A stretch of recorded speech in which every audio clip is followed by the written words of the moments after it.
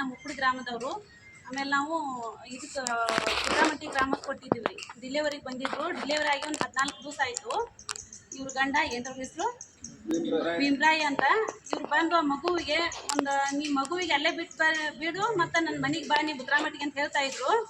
ಇವ್ರು ಹೋಗ್ಲಿಲ್ಲ. 3 ತಿಂಗಳು ಆದ ನಂತರ ಬರ್ತೇನೆ ಅಂತ ಹೇಳಿದ್ರು ಈ ಮಹಿಳೆ. ಅವಾಗ ಅವ್ರೇನು ಪ್ಲಾನ್ ಮಾಡಿದ್ರು, ಒಂದು 4 ದಿನ ಪ್ರತಿ ದಿವಸನೂ ಬಂದ. ನಿನ್ನೆ ಸುಮಾರು 1:15 ಅವರು ಅದಕ್ಕೆ ಮಗುವಿಗೆ ವಿಷನ ಹಾಕಿ ಮಗುನ ಡೆತ್ ಮಾಡಿದಾರು. ಸಿವಿಲ್ ಆಸ್ಪತ್ರೆಯಲ್ಲಿ ಆ ಮಗುವಿಗೆ ಇವಾಗ ಇನ್ಕ್ವೈರಿ ನಡೆದಿದೆ. ರಿಪೋರ್ಟ್ ಇನ್ನೂ ಬಂದಿಲ್ಲ, ಇವಾಗ ಬರ್ತದೆ. ಯಾಕಂದ್ರೆ ಈ ಗಂಡು ಮಗು ತಿಳಿಬೇಕು. ಇನ್ನು ಈ ಕುಟುಂಬದವರಿಗೆ, ತಾಯಿ ತಂದಿಗೆ ಕೂಡ ತಿಳಿಬೇಕು. ತಾಯಿ ಇದ್ದಾಗಲ ಕೂಡ ಒಂದು ಗಂಡು ಮಗ ಬಂದು ಈ ಜಗತ್ತು ಬೆಳಕನ್ನು ಕಂಡಾಕ ತಾಯಿ ಇಲ್ಸಿವ ಯಾರು ಬರೋಕ್ಕಾಗಲ್ಲ. ಆಮೇಲೆ ಒಂದು ತಾಯಿನೂ ಇವಾಗ ಮಹಿಳೆ ಬೇಕು. ಒಂದು ಹೆಂಡತಿಯಾಗಿ ಇವಾಗ ಪ್ರಪಂಚ ಮಾಡಿ ಜನ್ಮ ಕೊಡ್ಬೇಕಂತಂದ್ರೆ ಮಹಿಳೆ ಬೇಕು. ಆಮೇಲೆ ಮಗು ಹುಟ್ಟಾಕು ಕೂಡ ಮುಂದಿನ ಪೀಳಿಗೆಗೆ ಗಂಡು ಮಕ್ಕಳಿಗೆ ಒಂದು ಹುಡುಗಿ ಬೇಕಾಗಬೇಕು.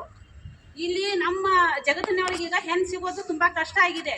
ಮತ್ತೆ ಪರಿಣಾಮ ಯಾರ ಮೇಲೆ? ಮಗಳ ಮೇಲೆ. ದೊಡ್ಡವ್ರನ್ನ ಕೊಲೆ ಮಾಡ್ತಾರೆ.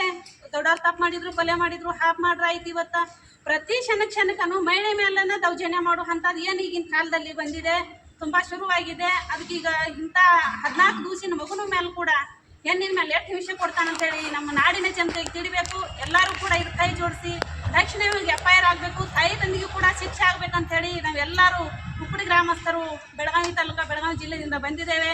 ಈ ಶೀಲಾ ಅವರಿಗೂ ಖಂಡಿತ ಒಂದು ಹೆಣ್ಣಿಗೇನು ಕೂಡ ನ್ಯಾಯ ಸಿಗ್ಬೇಕಂತೇಳಿ ತಮ್ಮಲ್ಲಿ ವಿನಂತಿ ಮಾಡ್ಕೊಳ್ತಿದ್ದೇನೆ.